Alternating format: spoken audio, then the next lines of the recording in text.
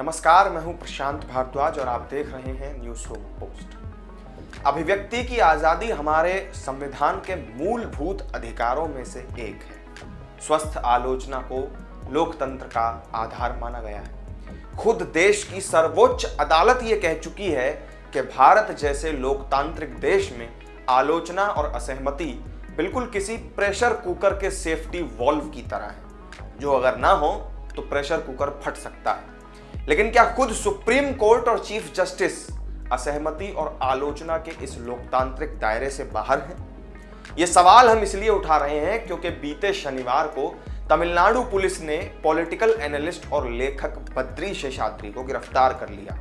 गिरफ्तारी की वजह मणिपुर हिंसा और भारत के चीफ जस्टिस डीवाई चंद्रचूड़ के खिलाफ उनकी कथित टिप्पणियां हैं।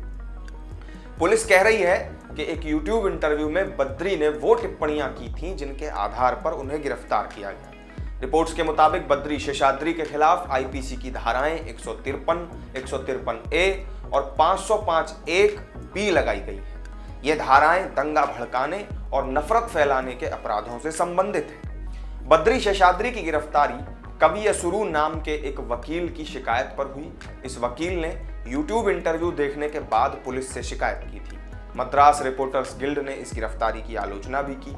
तमिलनाडु सरकार से फौरन बद्री शेषाद्री को रिहा करने की मांग की गई और मामले ने सियासी तूल भी पकड़ लिया।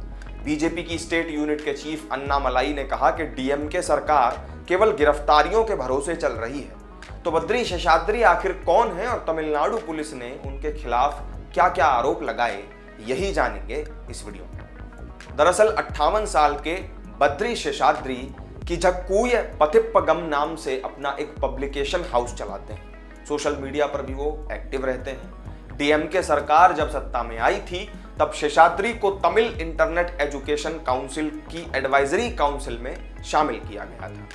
डीएमके संस्थापक सीएन अन्नादुरई के खिलाफ सोशल मीडिया पर टिप्पणियों की वजह से बीते साल अक्टूबर में शेषाद्री को उनके पद से हटा दिया गया।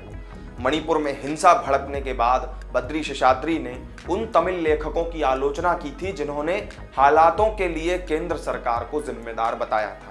एक YouTube इंटरव्यू में बद्री ने कथित रूप से मणिपुर हिंसा पर सीजेआई डीवाई चंद्रचूड़ की टिप्पणी का हवाला देते हुए आपत्तिजनक बयान दिया था। यहां आपत्तिजनक इन्वर्टेड कॉमा में। सीजेआई ने कहा था कि अगर सरकार कुछ नहीं कर सकती तो फिर हम करेंगे। बद्री शेषाद्री ने इंटरव्यू में कहा था कि ये मणिपुर जो है एक पहाड़ी और जटिल इलाका है और वहां हत्याएं जरूर होंगी। वहां होने वाली हिंसा को हम नहीं रोक सकते। गिरफ्तारी के बाद से ही ट्विटर पर बद्री शेषाद्री ट्रेंड करने लगे। तमिलनाडु बीजेपी के चीफ के अन्नामलाई ने कहा कि डीएमके सरकार अभिव्यक्ति की आजादी का गला घोट रही है। इतिहासकार रामचंद्र गुहा ने भी ट्वीट किया और यह कहा कि सुप्रीम कोर्ट यहां तक कि सीजेआई की आलोचना भी अभिव्यक्ति की स्वतंत्रता है, जिसकी गारंटी हमें हमारा संविधान देता है। तमिलनाडु सरकार को फौरन बद्री शेषाद्री को रिहा कर देना चाहिए। बद्री की गिरफ्तारी की आलोचना करते हुए मद्रास रिपोर्टर्स गिल्ड ने कहा कि उनकी टिप्पणियां भले ही अपमानजनक हों, लेकिन उन्हें रिहा किया जाना चाहिए। सरकार के पास मुकदमा दायर करके कानून को अपना काम करने देने का एक विकल्प पहले से है। तो तमिलनाडु में चीफ जस्टिस डीवाई चंद्रचूड़ की आलोचना करने पर बद्री शेषाद्री को गिरफ्तार किए जाने को आप कैसा मानते हैं? कमेंट करके हमें जरूर बताएं। वीडियो पसंद आई हो तो लाइक और शेयर कर दें और चैनल को सब्सक्राइब करना ना भूलें। फिर मिलेंगे एक नई वीडियो में नई जानकारी के साथ। तब तक के लिए दीजिए इजाजत। नमस्कार।